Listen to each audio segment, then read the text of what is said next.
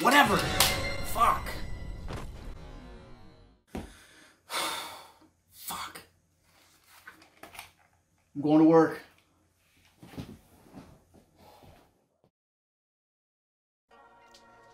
Yeah, fucking video games. Give me a break. Oh, hello, internet fans. Welcome to 3B Video. I'm your host, Rotten Roger DeMarco. And today, we're going to be talking about William Brent Bell's 2006 film, Stay Alive. For those of you that don't know about this film, here is your plot synopsis. A video game haunted by Elizabeth Bathory kills everyone who plays it. That's pretty much it. I mean, I suppose there's a little bit more to it, which we'll get into in a minute. But first, let's take a look at Ryan Rogers! Splatter facts. We have 7 dead bodies. We have 2 titties. Unrated cut only. We have gratuitous video game jump scares, ridiculous gamer lingo, cynical police, joystick licking, Alienware product placement, Bye. the old bleeding keyboard, internet search and exposition, time-lapse investigation, 1 upside-down backwards visor, Bruh. and the old drag-away screen. The methods of death include but are not limited to off-screen, hung,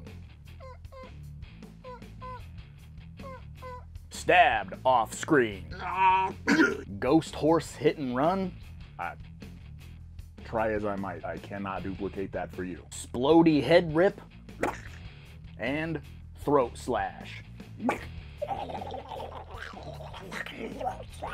Okay, so now on to my overall thoughts of this film, guys. This is one of those movies that was kind of capitalizing on the popularity of films like The Ring and all of that other stuff, you know, oh, you answer the phone, You die. you miss a phone call, You die. you watch a videotape. You die. Natural progression says you play a video game, you die in the video game. You die in real life. Super hokey, sounds stupid as shit, but this movie is actually wicked rad. And it really is way better than it has any right to be. So the cast for this movie is pretty damn cool.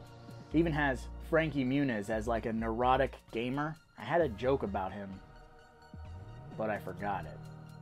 So this movie takes that standard slasher formula and techs it up a little bit, where what's happening in the video game is happening in real life. It's got a really cool set of rules for this universe, or this whatever you want to call it. And this review is for the unrated cut. I know there's a PG-13 cut out there somewhere.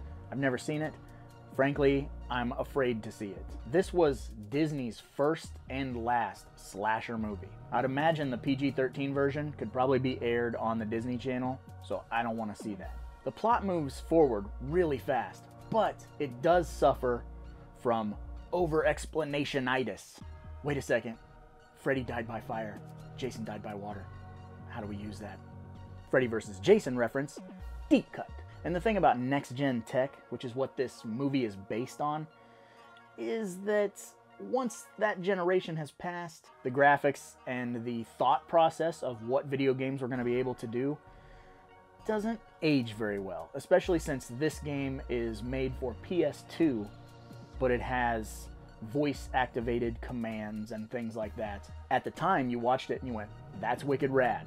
Now, 14 years later, we're like, we still can't do that. What's going on here? Although some of the CGI and stuff is very dated, it doesn't stop this movie from having an incredible final act. And the villain, or villainess, whatever the proper term is for that, villainese, Elizabeth Bathory, she's fantastic. Although, she does play by her very own set of rules. And sometimes she cheats. Cheatin' bitch. The Thing reference, deep cut.